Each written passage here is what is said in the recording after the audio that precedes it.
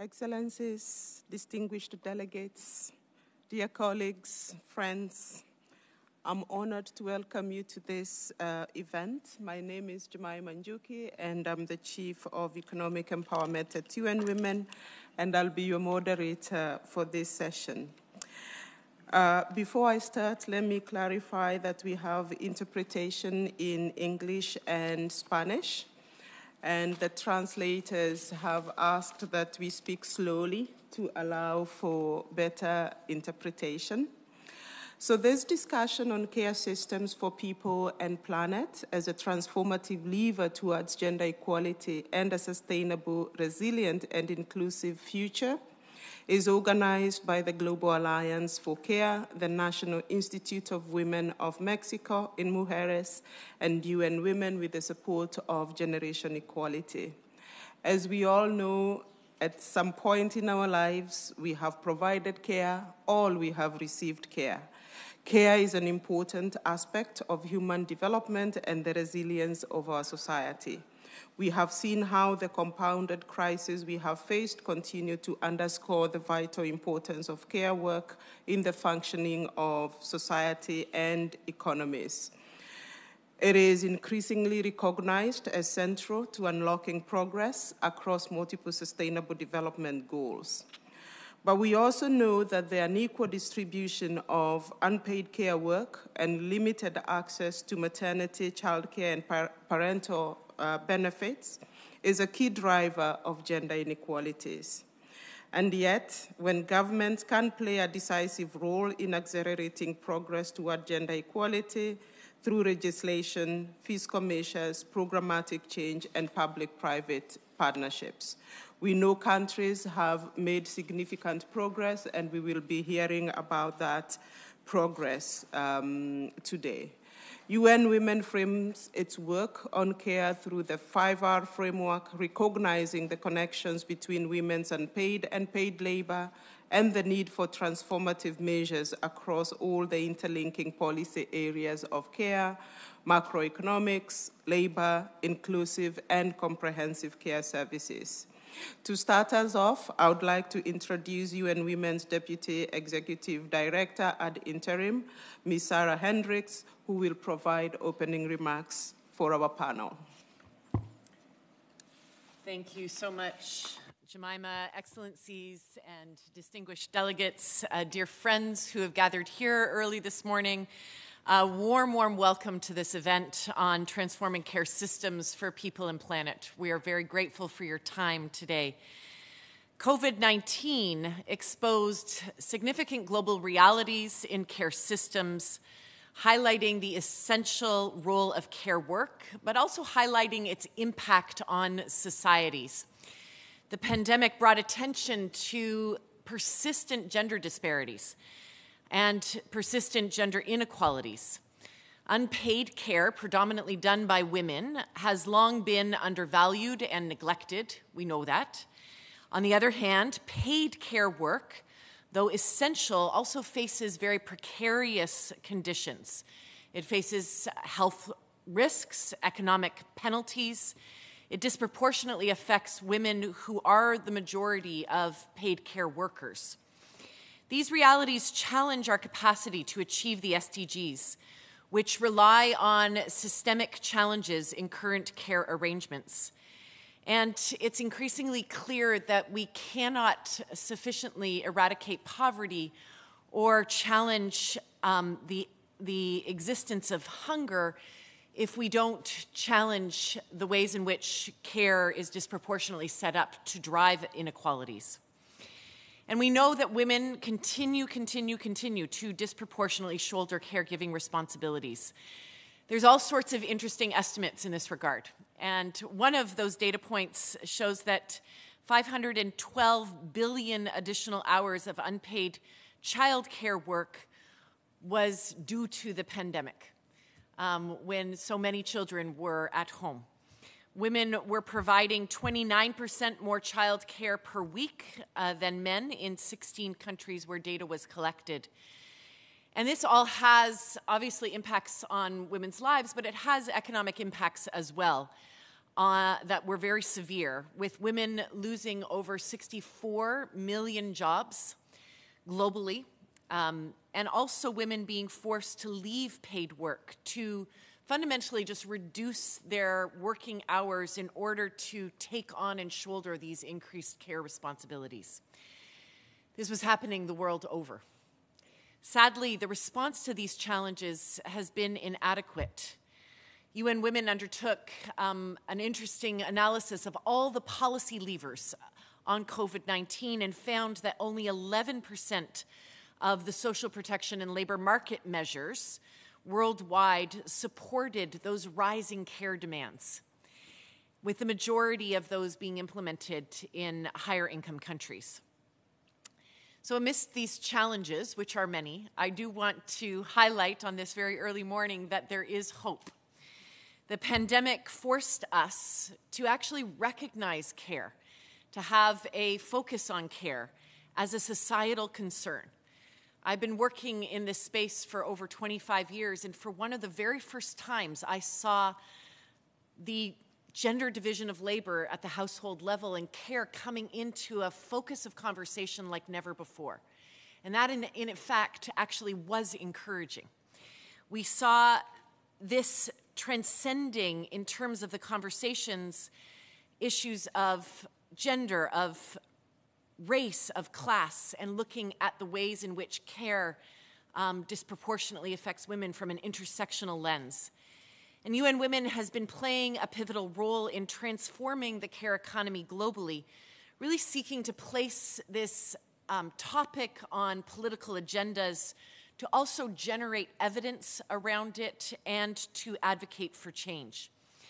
We have been stressing that public investment into care and into care economies are vital for economic recovery. They're vital for this type of public investment is vital for women to re-enter the labor force, for the well-being of children, for the well-being of older people, for the creation of decent work. From our own econometric analysis, we've seen that public investment into the care economy can create between 40 and 60% more jobs than, for example, investments in construction.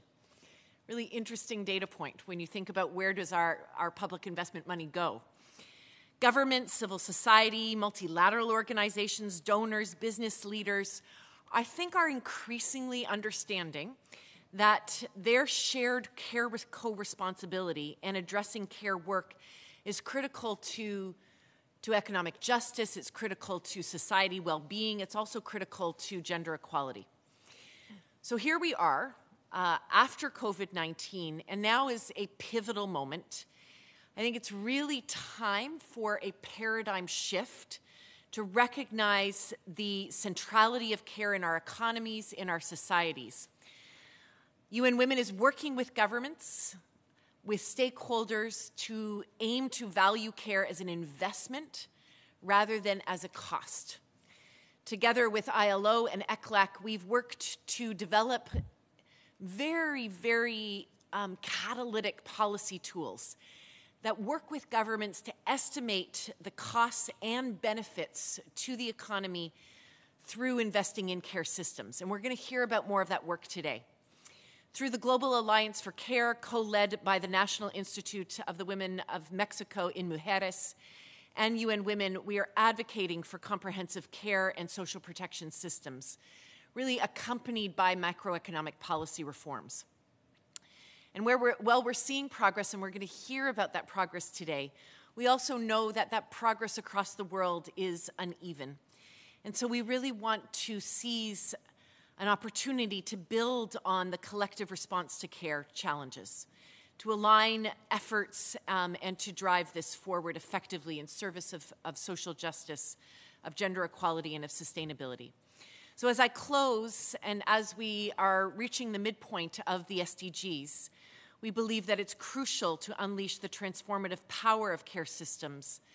And we hope that today's event will enable us to have an important conversation to showcase transformative care work. There's wonderful, wonderful ambassadors and delegates on this panel to share with you about that, as well as some videos where we will recognize the integral role of care in fostering sustainable development. We encourage you all to actively engage in not only today's discussion, but the discussions ahead, to share your experiences, your innovative solutions, recognizing that together we can ensure care is at the heart of a new social contract, that it's valued, that it's supported, that it's recognized as a cornerstone of a more just, equal, and sustainable world. With this, I thank you. Thank you very much, Sarah Hendricks, for the really thoughtful, welcoming remarks and for highlighting the centrality of care in transforming economies and for gender equality as well. I would now like to introduce a video from Professor Ipek Ikarakan, who's a professor of economics at Istanbul Technical University, Faculty of Management, to just help us set the scene for the conversation this morning.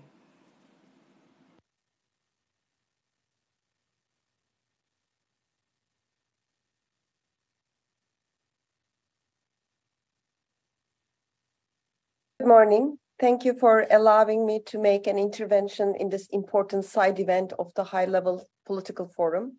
Within the limitations of the short time that I have for these opening remarks, I would like to emphasize 3 points, primarily making the linkages across the important concepts entailed in the title of this event, from care systems as a transformative lever towards gender equality, and from care systems as a transformative lever towards sustainable, resilient, and inclusive economies. My first point pertains to building comprehensive care systems and gender equality. Building comprehensive care systems is not one of the equally footed, equally important strategies in a menu of policy options for gender equality, but rather it is a sine qua non to women's social and economic inclusion.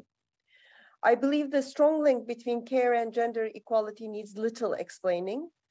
As we all know, ample evidence from around the world shows that the prevailing paradigm of care systems in most countries, where the bulk of care work is delegated to women's unpaid work, serves as the major organic source of gender inequalities in time use, and with it, the consequent emerging gender gaps in employment, earnings, and decision-making. This is because time is the most restricted resource that we have. How much time is committed to unpaid work and to care determines by default how much time is left for other activities, for paid work, education, skills training, progress in careers. And the time allocation patterns determines the extent of access to earnings, accumulation of savings, ownership of assets, and time to engage in politics and decision-making. Global statistics show that women on average allocate approximately 60% of their total work time to unpaid care work, whereas for men, it is only at 20%. These gender imbalances in time allocation underline that policy interventions for women's economic empowerment, such as, for instance, improving women's access to credit, to skills training, to digital technologies, decent jobs, or supporting women's entrepreneurship and so on, while definitely important interventions, nevertheless lack the potential to be transformative without accompanying care policies. We know that building comprehensive care systems is crucial not only for gender equality, speaking in the language of the SDGs, it is not important, as we've just mentioned, for SDG 5 on gender equality, but also for SDGs 3 and 4 on universal access to quality health and education services.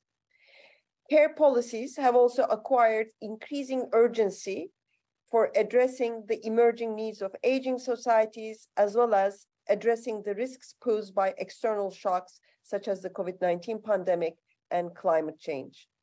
Yet, progress to date has been slow, and for most part, due to the fact that building comprehensive care systems, as the title of this event says, for people and planet, requires substantial financing. It is an expensive proposal.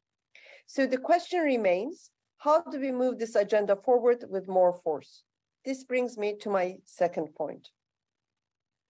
Investing in the care economy provides a strategy for decent jobs generation, contributing to the macroeconomic objectives of full employment, earnings generation, and inclusion, thereby triggering a virtuous cycle of inclusive, sustained, and sustainable growth, and hence helping also to create the fiscal space for care investments in the short run as well as over the longer run.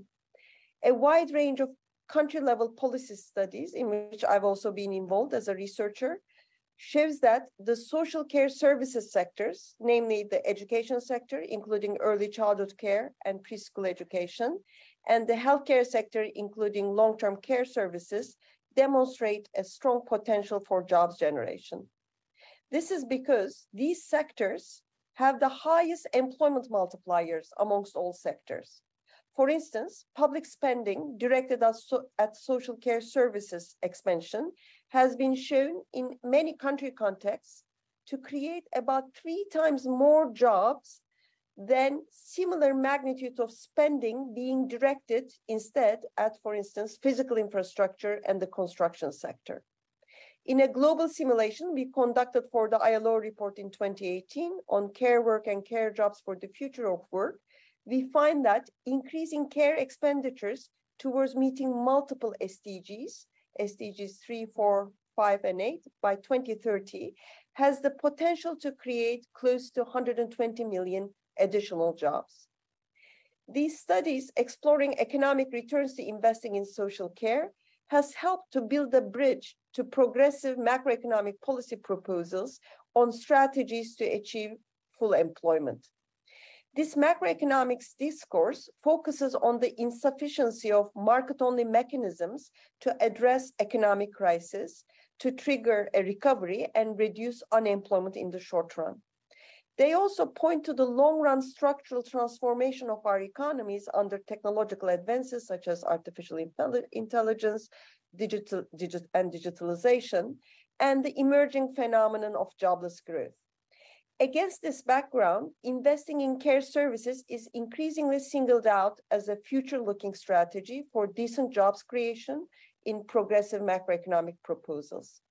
As such, it becomes possible to trace the linkages from investing in care systems also to Sustainable Development Goal 8 on promotion of full and productive employment and decent work for all. Accordingly, the UN Secretary General's 2021 report entitled Our Common Agenda calls for investments in 3 sectors with highest potential for employment creation: green, care, and digital sectors. And finally, my third point pertains to the question of what do we mean by comprehensive care systems? I would like to address this question within the framework of what I call a purple economy, a term coined to describe the vision of a gender equal and simultaneously a caring economy, and the complementarities with the green economy, caring for people and the planet. The purple economy approach does not necessarily assume that we need a reduction of unpaid work, as emphasized in the 3R or 5R strategy. On the contrary, depending on the context, we may even strive for interventions for expanding the space and choice for unpaid care work towards the objective of a caring and gender equal economy. The purple economy is guided by 2 principles: equality in caregiving through co-responsibility, the co-responsibility of women and men, and co-responsibility of households and the state from the caregiver's perspective, and equality in care receiving through universal access to quality paid and unpaid care from the care receiver's perspective. On this basis, a purple economy points to 4 principal components of a comprehensive care system, or 4 intervention areas for building comprehensive care systems.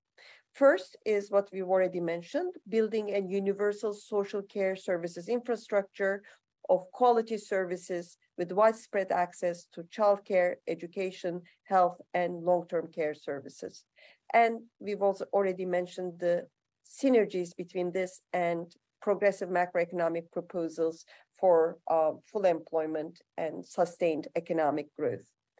The second intervention area is labor market regulations and workplace practices for work-life balance with equal gender incentives. For example, comprehensive care leave legislation and practices such as equal paternity and maternity leave, shorter working weeks, major upgrading of care services sector jobs, of what care workers do, comparable work policies, decent wages and employment conditions, and so on. The third area is time-saving physical infrastructure investments, which pertains to less developed rural contexts, where most of the care work that women do entail arduous indirect care work, such as water collection, firewood collection. So investing in time-saving physical infrastructure and green and purple investments, including investments in sustainable agriculture as a third area of intervention.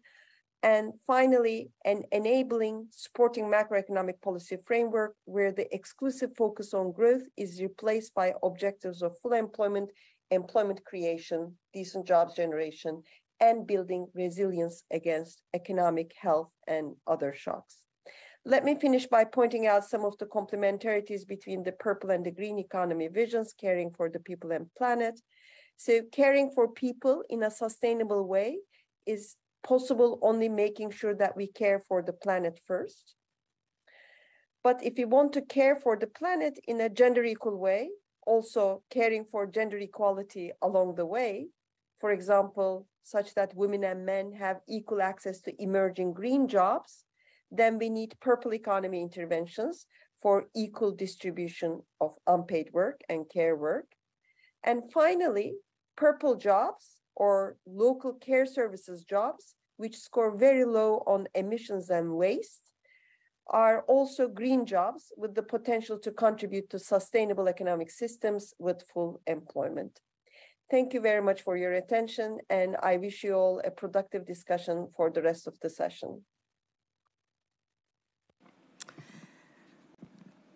I thank Professor Ikara-Khan for that video message and really for highlighting these multiple gains from investing in integrated care systems, for gender equality, for jobs creation, and for transformative economic growth. I think she's also raised important point around financing for care systems and the need to create fiscal space. But also this idea of a purple economy that really resonates and complements the concept of the green economy. So really interesting framing of the work on care. Now, I would like to turn to our experts who actually have been implementing integrated care systems in one way or the other at country level, to share some of their experiences and best practices and really showcase how it is possible to build integrated care systems that work for people and planet. And with us, we have Ambassador Alicia Buenrostro, who is the Deputy Permanent Representative of Mexico to the United Nations, and her intervention will be closely followed by a video from Nadine Gassman, who's the President of the National Institute of Women of Mexico in Mujeres. Muchas gracias, Jemima, por la presentación. Thank you very much, Jemima, for the presentation, and thank you as well for calling me for this event, which is relevant, especially to show that the care really is mostly performed by women who spend really 3 more times on non-remunerated work and domestic work more than men and children. And Sarah has mentioned this before, gender rules foster this inequity to keep on going, and this generates obstacles for gender equality. This makes it more difficult to have a more resilient society, and they must be taken down.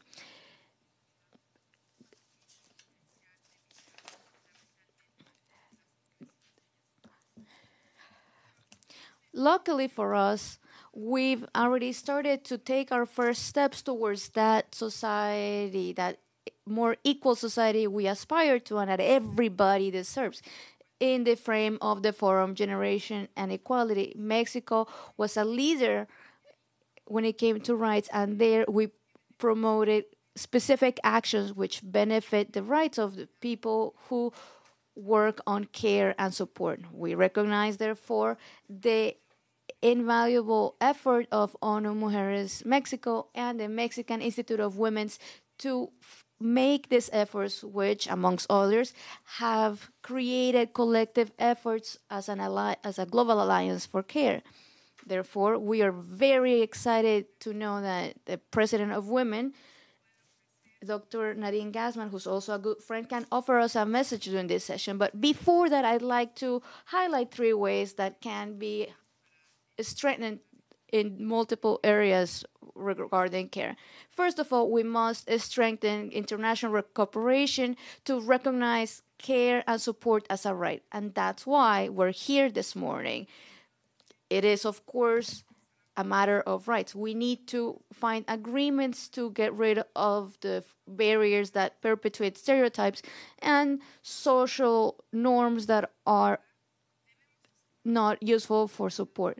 In second place, we also need to make sure that care is available for everybody regardless of gender, ethnic origin, discapacity, or any other social characteristic, and for different ways of care to be respected and valued in our communities. We believe this is a very important point too. And finally, we need to take advantage of digital economies to develop ways of care that can generate good practices of care. Dear colleagues from my country, Mexico, the system of care, it's unthinkable without having a system based on gender equality, human rights, co-responsibility, and the well-being of everybody. Of course, there's still a long way to go, but it encourages us to have this event that invites us to strengthen international alliances where care work can be valued, shared, made accessible to everybody. Of course, humanity needs for half of it to not be left behind. Thank you very much.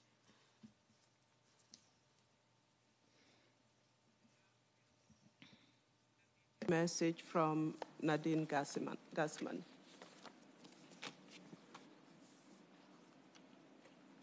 Dear delegates, distinguished colleagues, ladies and gentlemen, it's a great honor and privilege to be invited to speak in this roundtable, and I am grateful to participate in this important event organized by UN Women, the Global Alliance of Care, and the permanent missions of Argentina, Chile, Egypt, Kenya, Spain, and Mexico.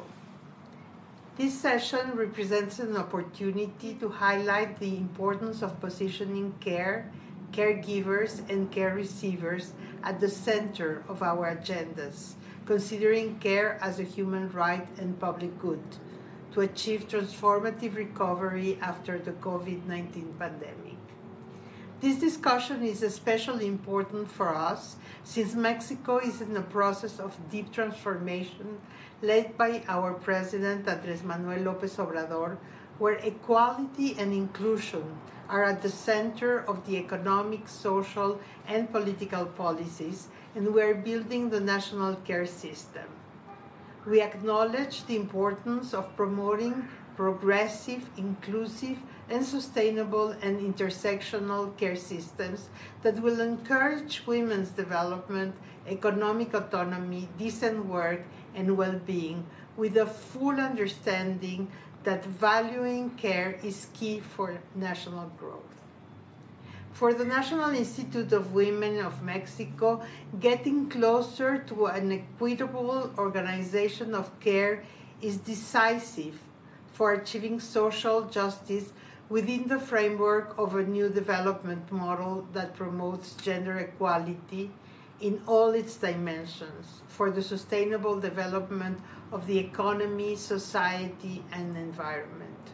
We must strive to recognize, reduce, and redistribute paid and unpaid care work, as well to move towards a representation and remuneration of caregivers, the 5R strategy. Let me share with you some of the milestones of our government in building our care system. We established a high-level interinstitutional coordinating group in charge of guiding the process. We recently launched the Mexico Care Map, a geolocated platform to see where services are throughout Mexico, which is for women and men to consult, but it's also providing decision makers with information for planning and investment in care in the most underserved areas. In addition, we work in partnership with the National Institute of Statistics and Geography to launch the National Survey on the Care System, which aims to generate statistical information on care demand in household and care providers to improve care policy. We are also developing a series of educational materials that promote self-care for caregivers. Also, I'm glad to share with you the outcomes of the Global Grassroots Women Community Caregivers Summit, held in the last days of June in Mexico City, organized by the Global Alliance of Care, the Huayru Commission, UN Women, and eMujeres, with the participation of community caregivers and domestic workers organizations from Africa, Europe, Asia, North and Latin America. This meeting was a historical moment for the acknowledgement of the work of women community caregivers, both paid and unpaid, as well as the labor of domestic care workers. Through shared experiences, knowledge, and ideas, over 80 women from 24 countries created a space for appreciating their differences in backgrounds and needs, which turn into cohesion and understanding. Therefore, they agreed on a call to action to recognize and remunerate their labor as care society builders, coordinating a demand to strengthen an integrated care agenda. To close, I would like to recognize the work done by the Global Alliance for Care, launched in June 2021 by the National Institute of Mexico and the support of UN Women as a co-creative, multi-stakeholder forum to progress the agenda for the right to care worldwide. That is growing and adding new actors, so I invite you to join in this initiative if you have not yet done so. We believe and are convinced that together we can move forward and make care a reality, putting it at the center of our agendas, to leave no one behind and no one out. Regards from Mexico, and thank you very much for your attention. Thank you very much, Ambassador Buenrostro and Nadine Gassman, for sharing Mexico's outstanding efforts to push the frontiers of the care agenda nationally and internationally as well. And very special thanks to our friend Nadine, who co-chairs with UN Women the Global Alliance for Care. And as she mentioned, if you're not a member of the Global Alliance for Care, please join us as we advocate for investments in integrated and comprehensive care systems. I would now like to turn to Ambassador Maria del Carmen Squef, who is the permanent representative of Argentina to the United Nations, to share some reflections about the design and implementation of the comprehensive care system in Argentina. Ambassador. Muchas gracias, muchas gracias. En primer lugar, quiero... Thank you so much. I want to thank UN Women for this opportunity. This is a very relevant topic. And also I want to thank our my fellow speakers. Good morning. The care system for my country it's a very relevant task, and a task that has been worked on for many years now. I'm going to focus on the topic that we have been asked to discuss, which is the comprehensive care systems in Argentina. I think that it's important to connect public policy around care systems with the creation of the Office for Women and Diversity. We created a national direction of care policy and a series of measures to recognize care as a right, as a need, and as a job. It's very important to say that care work is feminized labor. Women realize most of paid and unpaid care work. This has to do with entrenched gender inequality that emerges from sexual division of labor that divides the productive and reproductive labor, and the way in which we think about these two worlds as separated. There's also an overload of care work that falls over upon women's shoulders and really limits them to be able to have leisure or to get like good paying jobs. That's why we need to redistribute care work, and this means speaking about co-responsibility, a policy that requires distributing time and resources so that we are able to redistribute care work between families, between the state and market and the community. Regarding care work policies in Argentina, I want to refer to 4 points. There's a table of care policies. We have a federal map, and we have a national campaign of caring inequality. Regarding the inter-office table of care work policy, this is formed by 15 offices and is focused on recognizing the time devoted to care work for retirement. It also works on creating infrastructure for care work, the creation of care work spaces for children until 3 years old in workplaces that have more than 100 workers, according to the labor legislation in my country. The second point is the program Register.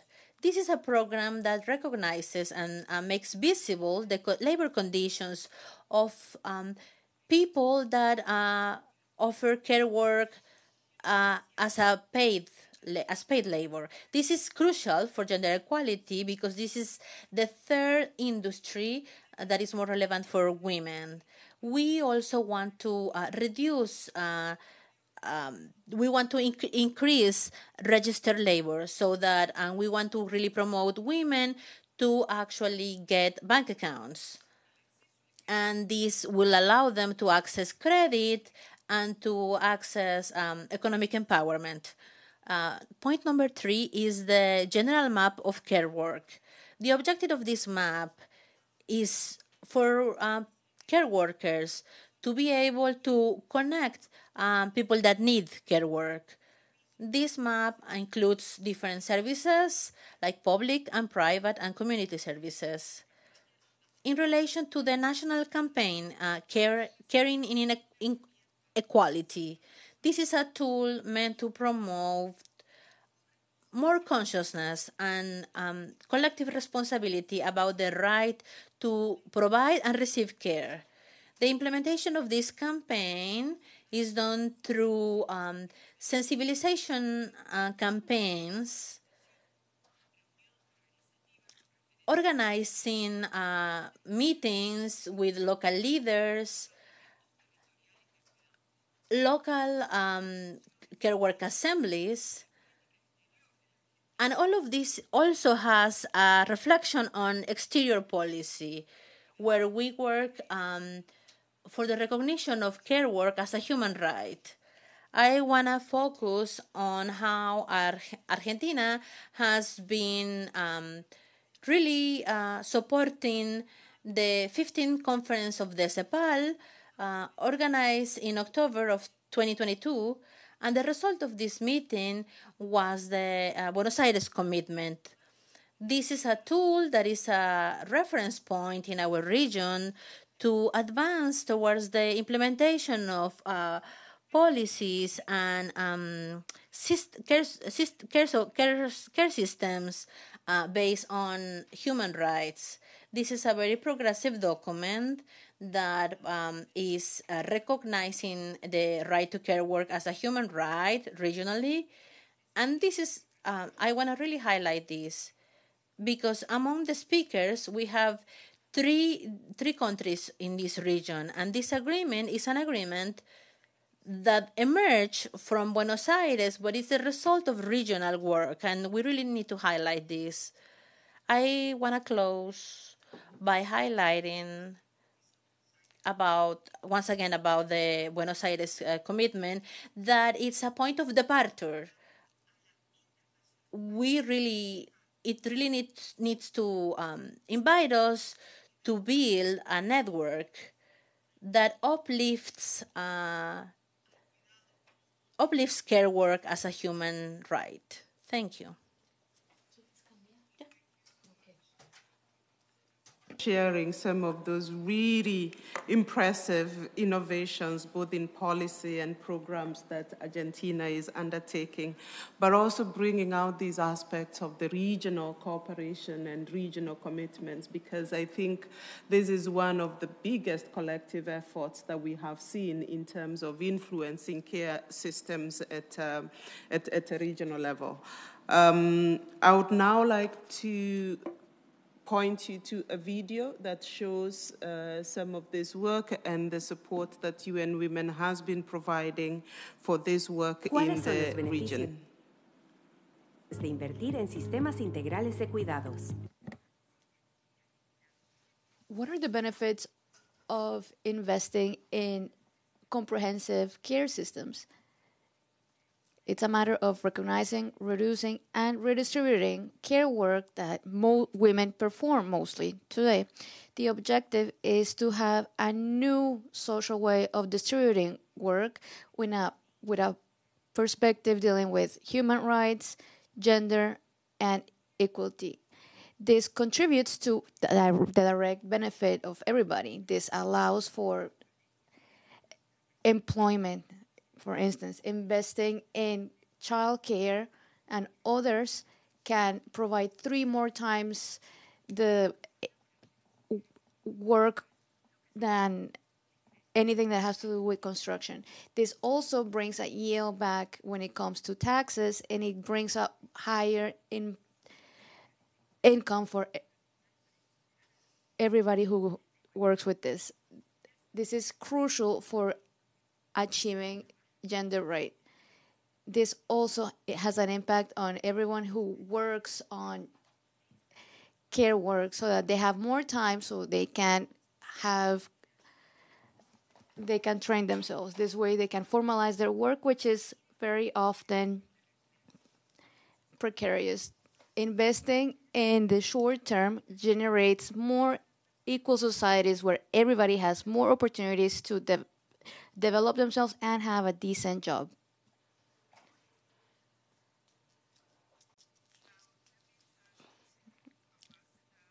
Paula Narvaez Oyeda, permanent representative of Chile to the United Nations, who will also share some of the progress in Chile on securing a national policy dialogue toward a care policy for the country. Ambassador. Thank you very much. Muchas gracias. Thank you very much. I would like to thank you and congratulate the initiative by UN Women and the perspectives we have in one way or another participated in order to make this event a reality. And I also want to really thank you for bringing a topic up which I think reflects in a very good way what we are able to achieve, because we are somewhat used to hearing our presentations here a little bit on an everyday basis in a very similar way, not to say a repetitive way. And yet, here I'm interested in being able to notice the way in which we've been able to bring together the historic demands that the women movements have brought up regarding the overload they've had for years, the fact that they've had to take the excessive care governments at the national level, and then the possibility of bringing up public policies to help them take care of this. International organizations, UN CEPAL in the case of Latin America, and also something that I think we're going to bring up later, which allows to make on multiple levels the need to broaden this subject. So when we talk about transformative measures, which will really take care, will really bring up the advancement of sustainable development, 5, but it does bring up other ones, because if you work on one, it works on all of them. This means that the work we're doing is really good and does create results. So I really do think that we need to congratulate ourselves, not just to congratulate ourselves, but to notice that this is the dynamic that we can achieve, and that is quite important to recognize when we go through the multiple crises that we're going through. So this is a very valuable moment. As it has been mentioned before, the recent health crisis has highlighted the need for care. And we're saying this is the crisis that came as a result from the pandemic, because that was also a crisis of care. It's a topic that until recently, it was seen as pertaining to the private sphere. However, the pandemic brought up the importance of care and the need for them, and the fact that it's something that mostly women are in charge of, and mostly without being paid for. In the case of our country, the information we have available states that during the pandemic, women spent 1.7 hours a day more than men did to care work, and 1.5 more hours to non-remunerated work at home. Globally, women lost more than 64 million jobs. Women are, of course, more likely than men to renounce, to let go of paid work.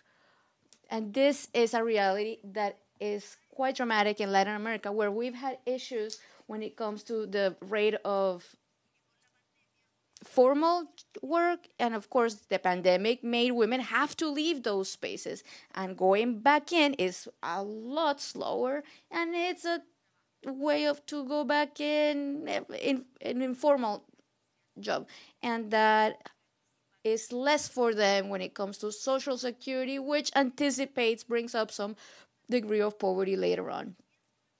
Besides that, we have a very advanced stage of the population growing older.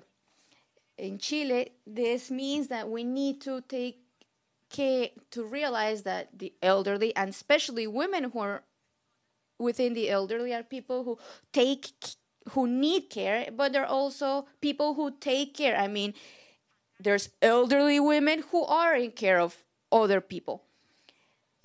Keeping this in mind, the government of Chile is working to develop a national system of care, but we also have to say,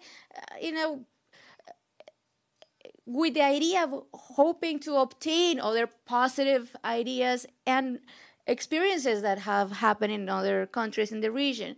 There's somebody else who was not here but has been at the avant-garde of care work. But this is not just there. It's an experience that goes through different countries. So I'm saying this is what's happening in Chile right now, but it represents what's happening in Argentina, Mexico, Colombia, etc. And this helps me bring up the politics that are trying to help people develop a way to find care for those who need care, but also to redistribute, as the video stated, the care work as a whole. This means a network developed to create and manage care and the work related to care. The proposal for this system has the principles of autonomy, independent life for people, co-responsibility and universality of gender rights, the intercultural and intersectional ways of life. This system tries to bring together three work groups in the population. First, people who care of others, those who are who need care momentarily or long term, and third, children and teenagers. It is clear that bringing up a national system of care will have a great impact into achieving many of these objectives, as I already mentioned, and it will definitely have an impact on to the lowering of poverty, bringing up decent jobs for everybody, and the reduction of inequality. For my country, it is important for the achievements that have been created at the grassroots movement don't just stay at our regional level.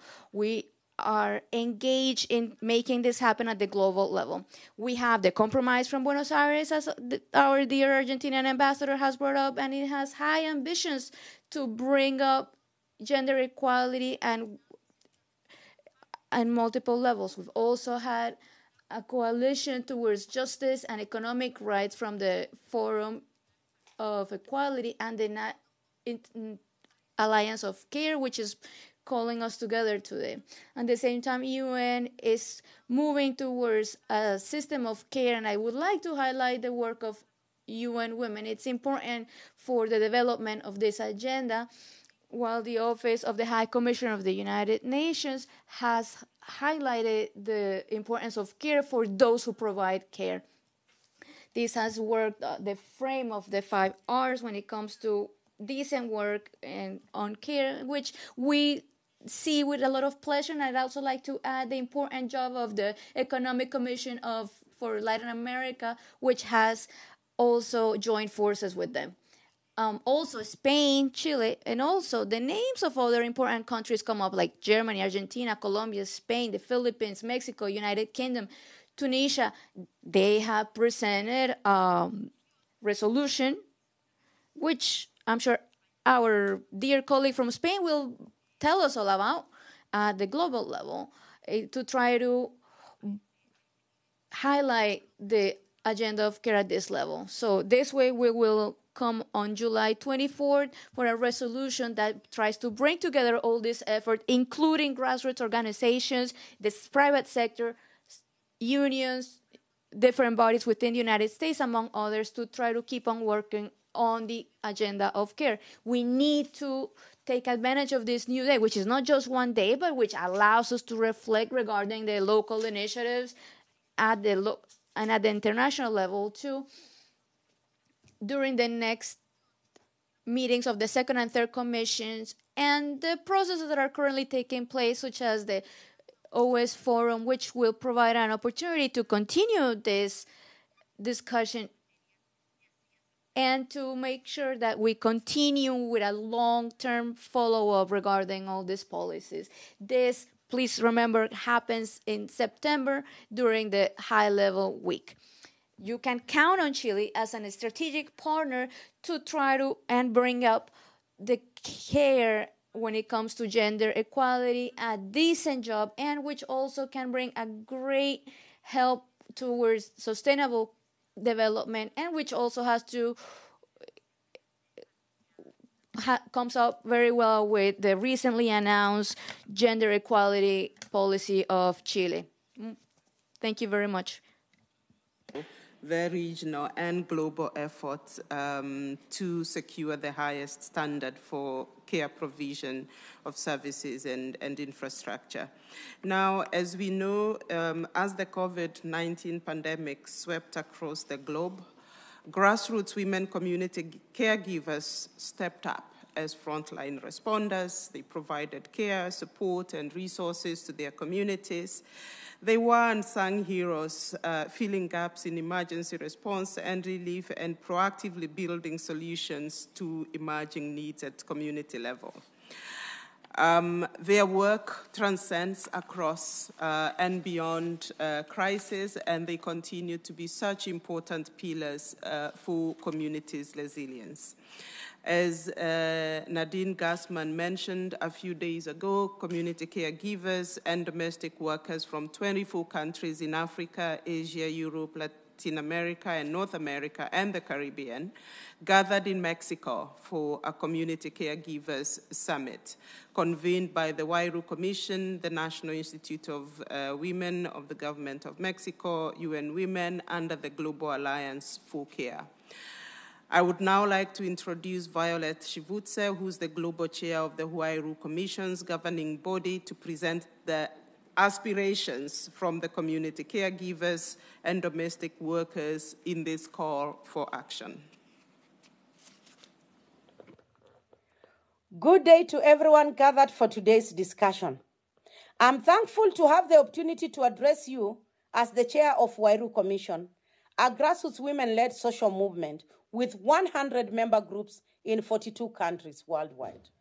I will brief you on the deliberation the grassroots women community caregivers and domestic workers named the Global Grassroots Women-Led Community Caregivers Summit that took place in Mexico City in the last 3 days of June. This activity was facilitated and sponsored by Wairu Commission, the National Institute of Mexico in Mujeres, UN Women, and the Global Alliance for Care. This was an in-person gathering that convened 71 representatives of grassroots women-led community caregivers and domestic worker organizations from 23 African, Asia, Latin, North America, and Caribbean and European countries.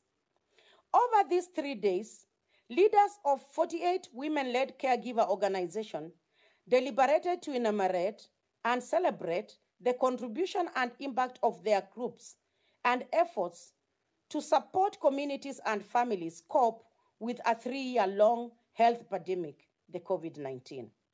They shared the leadership they took to deliver protective supplies, increase food security, facilitate access to medical treatment, and circulate money to cash-strapped households through savings and graded groups that they ran. They also organized childcare and education support. They reported on gender-based violence and increased the reach of effectiveness of local government. Leaders also described the care work their groups led pre-COVID, including responding to climate and natural disasters such as hurricane, extreme drought, flooding, and earthquakes, and how their work on the front lines of the response, relief and recovery was counted on but never properly recognized and rewarded. As the discussion groups reported back to the plenary, women leaders quickly recognized and aggregated economic and political value contributions caregiver organizations that make and what this means for realizing a just care economy agenda. A call to action was prepared and endorsed by 47 women-led caregiver organizations at the summit, who collectively represented more than 30,000 unpaid and underpaid community caregiver and domestic workers. And it was shared with partners of influence, such as foundations, regional women funds, international labor organization, development aid, policy agencies that were in attendance, for their reaction and interest in collaboration. I will share a few elements of the community caregivers' call to action to see if they connect to your priorities. 1, secure public recognition of women-led community caregiver domestic workers organization as essential workers.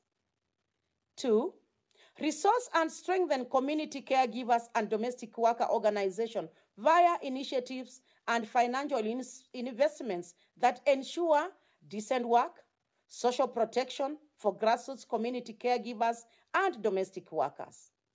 Local care economies and infrastructure are co-developed and anchored by women-led grassroots community caregiver organizations. And lastly, development professionals charged with realizing public policies and financial investments, fostering gender equitable care economy, measurably share that their decision-making power with women-led community caregiver organizations so that they can co-produce better livelihood, working conditions for their member, and steadily advance economic justice.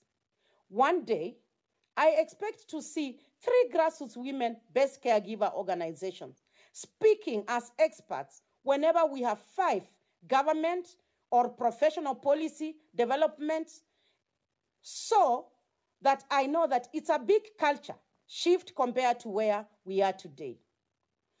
But the Global Grassroots Women-Led Community Caregivers Summit and call to action are positive, ambitious steps backed by dynasties, leaders determined to achieve our collective objective. If you want to join us, for more information, please contact Wairu Commission, UN Women, Global Alliance for Care. We welcome your ideas, and thanks a lot for listening to me. Asante Sena. With thanks to Violet for that.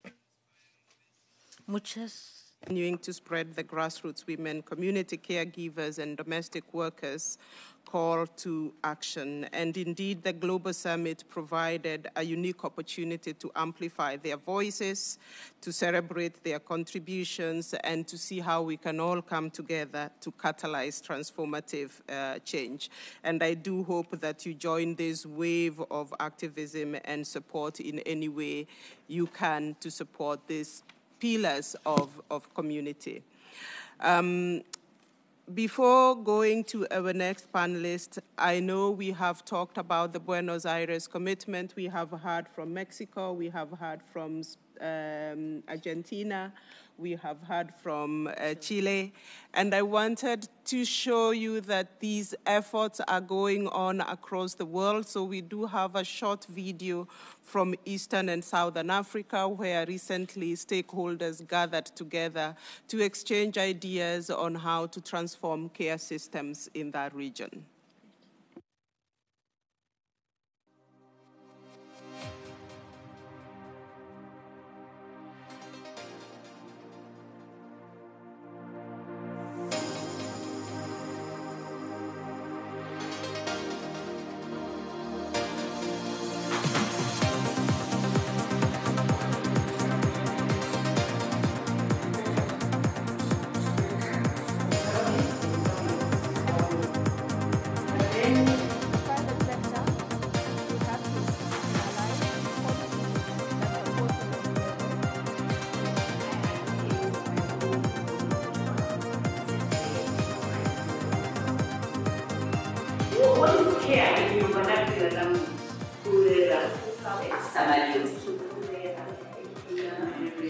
I think the issue of care work is very important because it contributes to the well-being of society. The burden of care, especially unpaid care, falls on the woman. This means that women have an inherent time poverty. In East and Southern Africa, women and girls spend 3.5 times more on unpaid care work. Addressing the unequal distribution of unpaid and paid care work and the disproportionate share shouldered by women and girls is a key commitment of the Canadian government.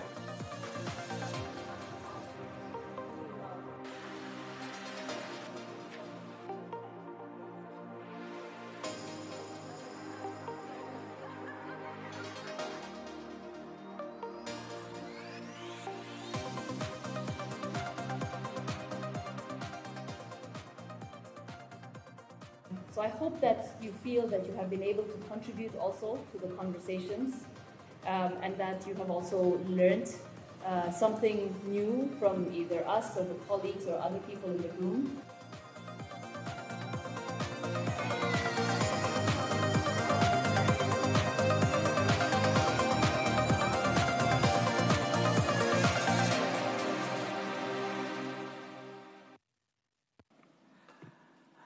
So the care agenda is a global agenda, it is a national agenda, it is a regional agenda, and it is really been important to see how we have elevated that conversation into a global conversation.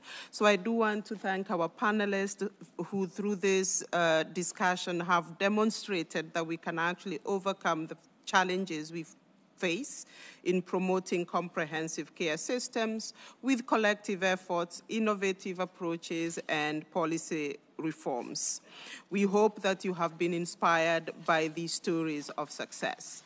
We wanted to end this session on an extremely high note, and so I would like to invite Ana Alonso, who's the Counselor for Human Rights and Gender Equality in the Permanent Mission of Spain to the United Nations. Ana. Muchas gracias, Jemima. Muchas gracias a ONU Mujeres y a la Alianza Global. Thank you so much for organizing this event. And thank you for inviting Spain to be here. I'm so glad to be here with other distinguished speakers from countries that have really advanced the care work agenda. Argentina, Mexico, Chile, they are all representatives of the Buenos Aires commitment. Spain has been part of the coalition to take action around economic and social rights. Spain, as a European country, it's in the sixth place of measurements around gender equality. So, but we should say that there are still many gaps that Spain has to face and that has to solve. Some of those gaps, according to the statistics, is time, is how women can manage time. Time management for women in Spain is very limited,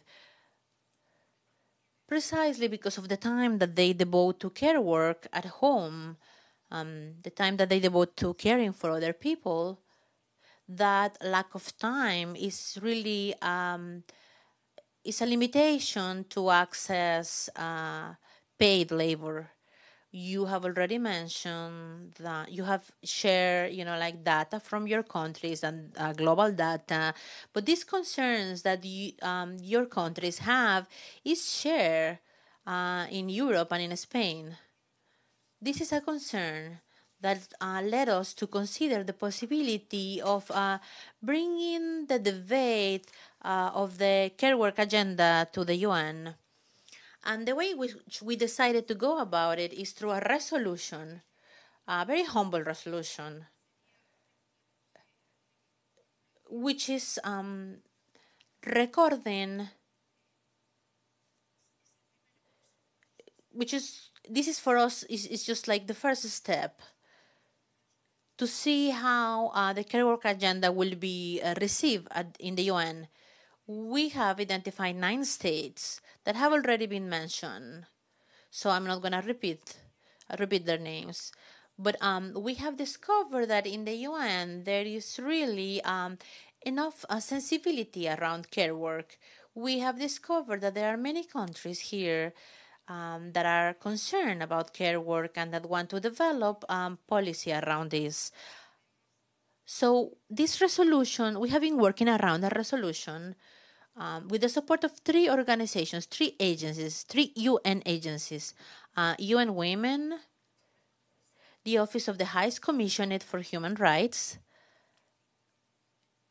and the International Labour Organizations. And we have defined 3 foundations in this resolution. The first one is human rights. We are focused on women, on the people that provide and receive care work, people with disabilities, children, older women. We have focused on the needs of care workers, like migrant workers. What are their challenges? We have also we have a second foundation, and that's the rights of care workers, thanks to the International Labor Organization. And we've been focused on migrant workers and all the workers that provide care. Not only paid care workers, but also those that work on in the formal market. We have pushed for this labor to be actually accounted for, so that they can have access to social services and have the right to retirement and unemployment insurance. And the third foundation, of course, is gender equality. We have found a certain equilibrium between all of these foundations. Thanks to the work of co-facilitators, Chile, España, we have found consensus.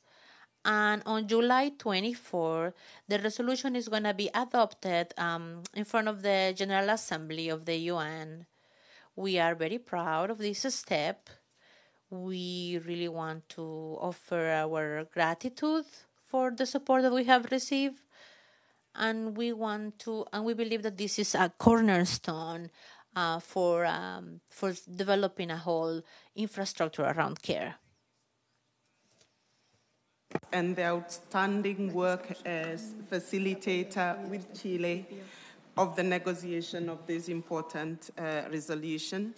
As UN Women, we are looking forward to the proclamation, to the adoption of the resolution, that we'll also see 29th October as the United Nations observance of the International Day of Care and Support, to recognize the importance of care for achieving gender equality and the sustainability of societies and economies.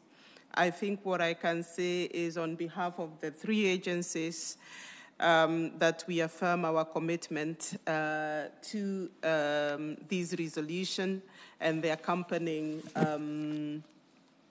elements of care that are included.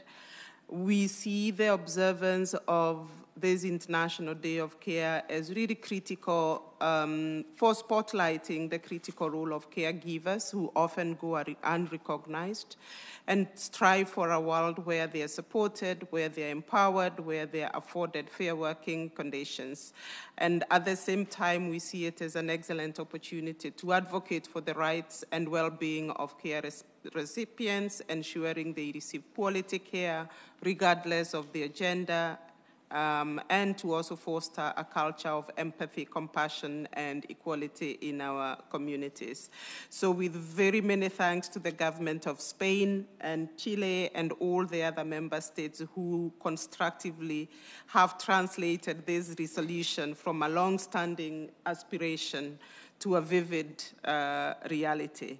And we really invite all member states, United Nations organizations, civil society, private sector, academia, individuals to join us in this.